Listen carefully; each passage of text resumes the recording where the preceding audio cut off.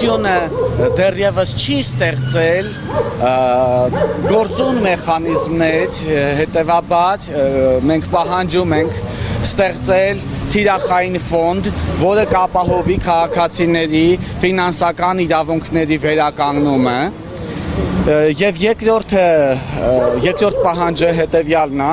որ պետությունը դեռևս կիբերհանցագործությունները չկանխարգելած, պետությունը դեռևս կիբերհանցագործությունների եւ ներդրումային խարդախությունների հետևանքները չկանխարգելած, փաստորեն պետությունը հավաքագրելով քաղաքացիների հեռախոսների անհատական կոդեր, այսպես ասած, իմեյլները փորձում է ստեղծել մի շտեմարան, որը պարարտ հող է լինելու հետագայում կիբերհանցագործների համար, եւ բացի այդ պետությունը իր գործառույթները ապահովելու համար չպետք է անհամաչափորեն վերահսկողության ենթարկի սովորական քաղաքացիներին, լրատվամիջոցներին, իրավապաշտպաններին եւ յուրաքանչյուրի։ Սա կարող է ստեղծել անհամաչափ վերահսկողության ռիսկեր, իսկ մենք դեմ լինելով սրան չի նշանակում, որ դեմ ենք կանգնում հանցագործությունների կանխարգելմանը, այլ ընդհակառակը պարզապես հանցագործությունները պետք է կանխարգելվեն միայն ու միայն որակյալ իրավական ճշգրիտ գործունեության արդյունքում եւ ճշգրիտ վարչահարության արդյունքում։ Վարչահարությունը չպետք է ապահովի քաղաքացիների իրավունքների հաշվին եւ այս իրավիճակում մենք չենք պատկերացնում ինչ-որ մի այնպիսի ապահով համակարգ, որը խոցելի չլինի կիբերհանցագործների կողմից, հետեւաբար մտահոգություն ենք հայտնում այդ նախագծի հետ կապված, հստակորեն ուզում ենք արտահայտվել նախագծին դեմ եւ բացի դրա վտանգներից ուղղակի ես որպես Հայաստանի Հանրապետության քաղաքացի չեմ ուզում լինել ամեն պահի ոչ իրավաչափ ձևով եւ անհամաչափ ձևով վերահսկված, այսինքն դեռևս չստացած պաշտպանություն պետությունը մեր նկատմամբ ունի պահանջներ, ինչն էլ անընդունելի է եւ մենք շարունակելու ենք մեր պայքարը մինչեւ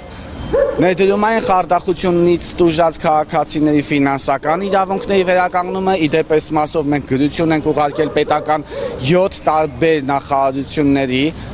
ներողություն, ուրեմն 4 նախարարությունների, կառավարությանը 5-րդ, գլխավոր դատախազությանը 6-րդ, քննչական կոմիտեին 7-րդ, սակայն դեռևս մինչ այսօր հունիսի 4-ից մինչ այսօր դեռևս ներողություն որևէ պատասխան չենք ստացել, ունենք ակնկալիք, ես ասեմ ինչի մեզ չեն պատասխանում, որովհետև չունեն պատասխաններ եւ որովհետև մենք իրենց ձեռնասուն ընդդիմությունները չենք, որ մեզ ասեն դուք նախկիններ եք, ձեր ժամանակ այսպես էր, այնպես էր, նախկիններն էլ ասեն դուք էլ ներկաներն եք, ձեր ժամանակ էլ այսպես է, մենք պարզապես իրենց ձեռնասուն ընդդիմությունները չենք, իրենք չեն պատասխանում, որովհետև իրենք չունեն պատասխան, իրենք չեն պատասխանում, որովհետև իրենք չունեն պատասխանատվություն, չեն կրում պարտականություն եւ քաղաքացիների նկատմամբ պաշտպանությունը այսօրվա դրությամբ հավասար է 0-ի եւ ելնելով վերոնշյալից առիթից օգտվելով ուզում եմ անվստահություն հայտնել քննչական կոմիտեի նախագահ Արտուր Պողոսյանի նկատմամբ ինչու դա կառավարության առաջ, որովհետեւ կառավարությունն է որոշել եւ կառավարությունն է նշանակել քննչական կոմիտեի նախագահ Արտուր Պողոսյանին, Արտուր Պողոսյանը չի տիրապետում քննչական կոմիտեի նպատակներին։ Քննչական կոմիտեի առաջին նպատակը քաղաքացիների իրավունքների վերականգնումն է եւ քաղաքացիների իրավունքների պաշտպանությունն է, այլ ոչ թե պետբյուջեն լցնելը։ Փաստորեն պետբյուջեն լցվում է ներդրումային խարդախությունների հաշվին, հետեւյալն է տեղի ունենում վերջերս քննչական կոմիտեի պաշտոնական կայքում տեսանք հերթական հայտարարություն այն մասին, որ պետբյուջե ներդրումային խարդախությունների արդյունքում պետբյուջե հոսած 670 քանի միլիոնից հետո վերջերս եւս 30 միլիոն դրամով համալրվեց, դա ուղիղ է քաղաքացիների հաշվին, դա ուղիղ քաղաքացիների իրավունքների հաշվին, քննչական կոմիտեն այս քաղաքացիներին ճանաչում է տուժողի դատավարական կարգավիճակ է տալիս, բայց այդ դատավարական կարգավիճակը ուղղակի ոչինչ է, եթե քաղաքացիների իրավունքները չեն վերականգնվելու, եւ քննչական կոմիտեի աշխատանքները անարդյունավետ են,